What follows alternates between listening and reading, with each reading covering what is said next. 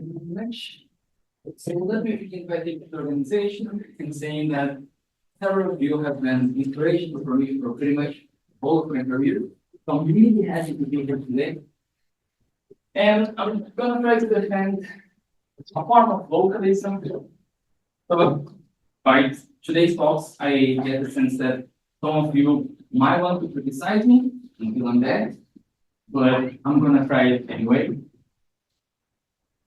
And the summary of today will be, well, first of all, I'm going to try to present a little bit of the state of the art to see from which angle my proposal connects to traditional views. And then I'm going to try to present Norton's material theory of induction to say that it motivates a particular form of localism. And then present my view. So first try to motivate and then present the technical stuff, so that it might be somehow a little bit more in. Now, this is the mainstream scientific realism debate. So, as you know very well, globalists try to make some connection between empirical success and some form of truth or reflection for scientific theories. And in the traditional approach, this assumes a quasi-scientific framework which presumes the ideas that methodological naturalism, so methodological naturalism are empirical, that can be tested in the history of science, and at the same time, they must be global. They must talk about science as a whole, because that is the way to make them falsifiable and to engage in an empirical research program of them. Now, Alban objects to that, and then the species of realism begin to adapt very quickly. So we have a whole new fauna. But still, the point is that although some of these folks try to get out of this framework, the general idea of trying to conciliate the pessimistic meta-induction with the non-Europe's argument remain in the center of this. And now we have all these meta-attitudes to try to combat this quasi-scientific approach. We have the pragmatist term, which is focused on instances. We have the localist term. And here we might have some disagreement on what is the proper unity of localist analysis, but there's still an agreement that, well, it should be finer than globalist analysis. This is usually motivated by the diversity of science, as we saw today. And from that, mainstream authors begin to try to manifest how their approach to somehow adapt against the localist term. So we have Carl Stanford arguing that, well, we could understand our approach in terms of particularism, and then Rosales and Silva invoking coherentism. And when we get these new frameworks to defend the quasi-scientific approach, we reframe the scientific realism debate in terms of the problem of the criteria. So the human questions become which scientific do, and this points somehow to the metaphysics of science, to reality by itself. And on another dimension, we have the question of how can we find out which scientific claims are true. So here we have what most people would consider to be the heart of the scientific realism debate by searching for criteria to express what are good evidence and try to refine those criteria in the history of science and so on.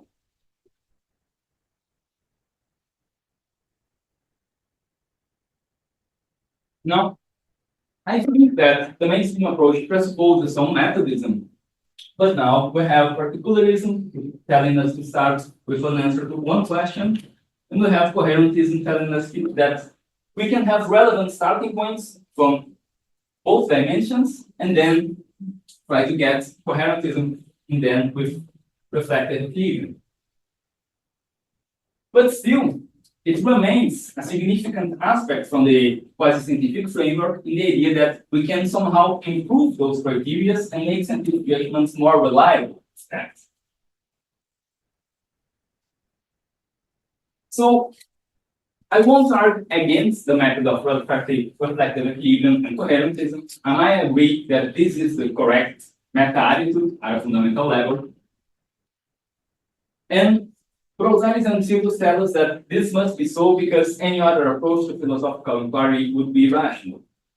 So they make the point that, well, if we define coherent equilibrium as seeking the coherence between our particular judgments, the criteria that we use, but also any sort of background knowledge, intuitions, or evidence that we might invoke to refine these judgments and criteria, then, well, in these terms, anything can fit into within B. And therefore, the only way to go against reflective equilibrium would be to unfollow the evidence, form beliefs based on nothing. Well, if that's so, if we define reflective equilibrium in so wide terms, then I might accept it. But as a localist, I would still dispute what we should consider within this set of relevant criteria that we use to justify our beliefs. So we might at least think that it's logically possible that this set is empty and that I justify my beliefs by relying on other beliefs. So the whole localism versus globalism debate remains alive even if a set reflective equilibrium. Now, I motivate my view from the material theory of induction, and it's defended by John Norton, mainly by relying on the descriptive problem of induction. So, as we know from Bruno, this is the question of how to distinguish between good and bad inductions. And very similar to Bruno, Norton makes the case that, well, if we look at two samples of inductions, we can see that they have the same superficial form, and still, the first induction would be fixed given three books and be considered reliable, but the second one would be very hasty. So we may have samples of wax melting at different temperatures. Well, why is that so? Why one induction is reliable and the other not? Formal theories of induction would appeal to some schema of induction to explain this difference, even if it's a hidden schema. And well, Norton has a whole book arguing that each time that we try to do that, we end up finding some fundamental schema that will face novelty, for example. So I cannot present this whole book here. I will try to point to one or another example. But that is the idea, and this is a very bold premise. At the same time, Norton tells us that induction is powered by facts. And so we don't really need a universal schema to explain the difference, because if we would try to argue for the difference, we would invoke the relevant facts of the matter. So we would say that, well, an element of bismuth shares an elemental nature, which is determinant for the chemical properties, or at least the melting point of the substance. While examples of melt can be various sorts of different hydrocarbons, so they don't have the same regularity, the same stability. Now, to illustrate with one example, which are symbols of simplicity, the idea is that if we take some criteria that would show when an induction is better confirmed in some sense, then we would have to ask for specification. So what is a more simple hypothesis in this case? And that is a very complex question. On one hand, we might have some syntactical criteria that would appeal to the number of parameters in some sense, in entities, times, and so on. But purely syntactically, this will be very quickly problematic because there might be some relevant function for that parameter to be here. So we cannot cut an entity if it is important for our theory. So we need to specify what entities are relevant and what entities are not. And for that, we need to specify some material criteria, which will specify what kind of simplicity we expect in a domain. And there are many ways in which this is done. I will mention just one sort of contest, which is curve fit. Here, usually straight lines might be simpler, but if we are dealing with the trajectory of planets, then we should first look for a parabola, then an ellipsis, then a parabolas. And if you are doing with tidal processes, then time is typically look for sinusoidal curves. So, because of this variety, it has to be so contextual. Authors like Silva end up saying that, well, appeal to simplicity ends up being a surrogate for a background theory. And Norton makes the same point by saying that, well, what rests of Occam's razor purely that we should not infer more than that for which we have good evidence.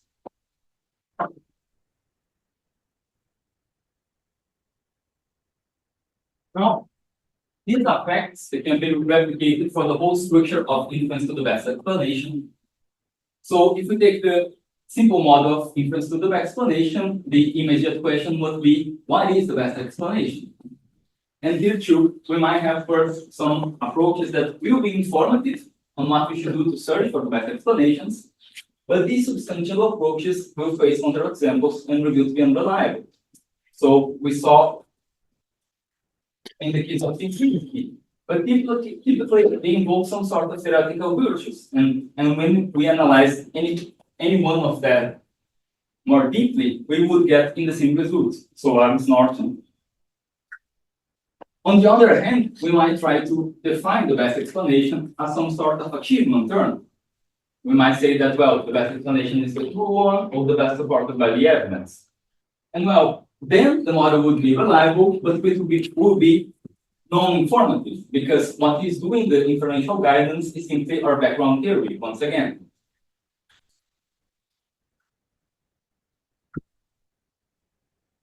I believe that the same pattern might be found in discussions of novel predictions. So once they were the ultimate argument for scientific realism, nowadays there are several of counterexamples to them. And I believe that this shows at least that there cannot be a systematic connection between novel predictions and one specific type of likeness, even if they are relevant in some way.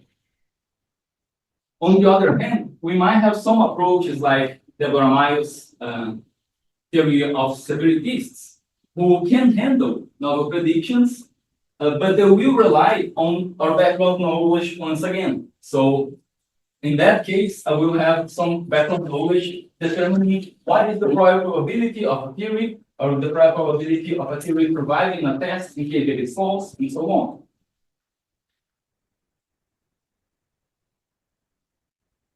Now, how this connects with scientific realism? Well, the very immediate connection is to think that the most of scientific theories are justified by induction.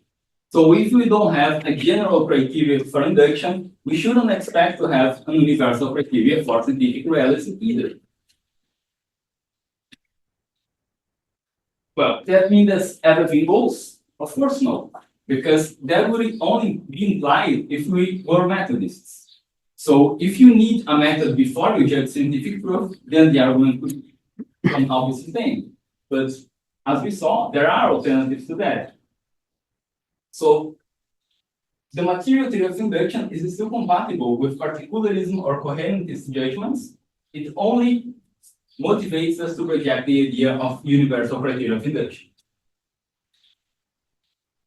So to make sense of that within the localist framework, I try to reconceptualize it in terms of a deflationary epistemology. And so here I'm suggesting that what Maurizio Soares does with the notion of scientific representation, we should also do with the notion of empirical success. And he considers that, in general, a substantive approach to a concept X is an analysis of this concept that reduces the concept to a relevant property that explains its use and might also have some explanatory role in metaphysics or epistemology. Those substantive approaches might be primitivist or reductivist. So primitivist examples would include a primitivist theory about laws or causality, which would simply associate the concept of laws with the idea of a natural law, assuming it to be primitively in metaphysics. On the other hand, reductive theories might reduce the concept of causality or natural laws to regularities, but still it would be treated as a relevant concept that is explained by substantial property. Alternatively, a deflationary approach tries to tell us that there is no defining set of substantial properties that define or explain the use of the concept. So the paradigmatic example is the deflationary theories of proof. And here we have two main approaches. The first one is the redundancy view or the null theory of proof. And it tells us that, well, proof is not a substantial property for the reason that it simply is we accept something. So to accept that this true is to accept nothing in addition but we accept. The other approach is a minimalist account, and this would accept that we may have some platitudes that are general truths about the concept of truth, such as to say that, well, to accept something is to present as truth, a statement might be justified without being truth, and many others. In spite of that, concrete uses are governed by contextual norms. So these general truths will not be sufficient to explain how we use the concept in a given situation, because that also has contextual features. So, for example, the correspondential theory of truth might be relevant for factual discourse, but when we enter normative discourse with claims about what is right or wrong, then the intuitions about truth makers and correspondence enter into the grasp on us.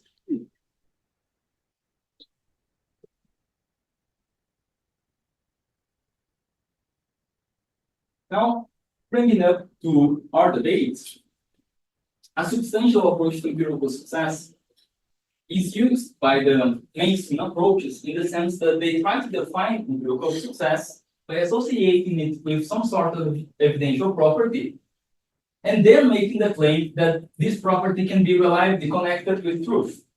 So we might assume, just for grasping the idea initially, reliability is conception of justification in here, but it's not crucial for my point.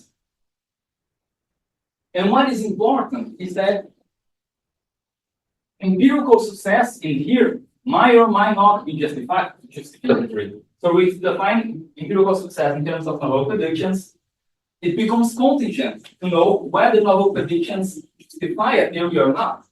And that must be so because the global approach has to be empirical and falsifiable. On the other hand, a deflationary approach, and here we enter the idea of a deflationary scientific realism, it will tell us that there is no defining set of substantial properties that define and explain the use of the concept empirically successful. So in that case, we are no longer mediating our judgments of scientific proof by these concepts of what is evidence like. Instead, the connection is essential. So we will judge empirical success in the same way that we judge what we believe to be truth or truth-like in the sense that we want for our realism. And there are two ways to spell out this proposal by mimicking the deflationary strategies. So we might want to mimic the redundancy strategy and say that hypothesis H is empirically successful if and only if, by definition, if H is justified by the relevant evidence. So we simply say that it is the same thing, and therefore I cannot explain how we judge empirical success by means of truth or justification or whatever. On the other hand, I might adopt a less radical approach and say that, well, I will follow the minimalist deflationary strategy and just say that there might be some general platitudes for empirical success. So I might say that when they present something as empirical successful, I'm trying to present it as evidentially corroborated at least. But still, those rules are not sufficient to determine what I consider empirical successful or not, because that becomes ultimately contextual. So I think that maybe those exemplar realists might find a home in this second strategy, but quotes like the one from Silva who tell us that theoretical virtues merely state our background knowledge because they are so dependent on it, they suggest that we should do the first one. So it depends on how much you can extract from the material theory of induction, how strong is its argumentation. But if we got this, the consequences would be, first of all, the dispel of pessimistic meta inductions. And there are some authors who make the point, but I'm repeating it within this proposal of the pessimism. And so it is important to recall that the pessimistic meta induction is not a literal induction about scientific failures. It is actually a refutation of realism in terms of a reduction. So Loudon merely offers counterexamples to realist criteria. But now, the deflationary defense of truth is no longer based on any sort of general criteria. So there's no way to offer counterexamples to that.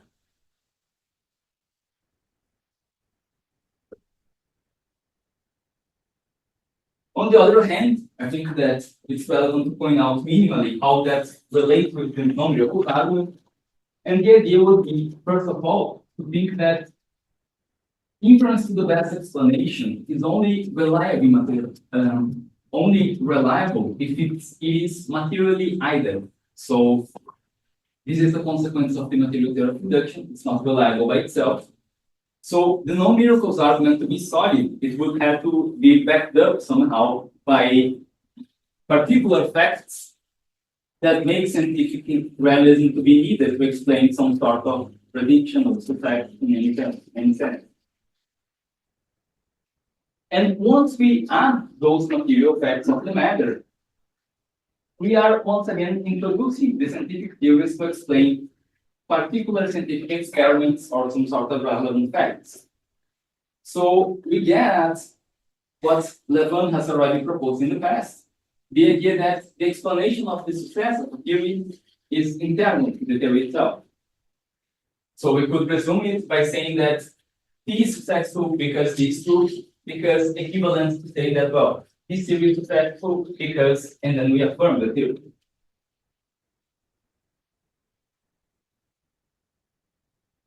Well, in which sense this is still a form of realism once we deflate what for me was the main point of the debate? And here I want to suggest that, well, extract some connection might still have scientific proofs in both levels of the debate.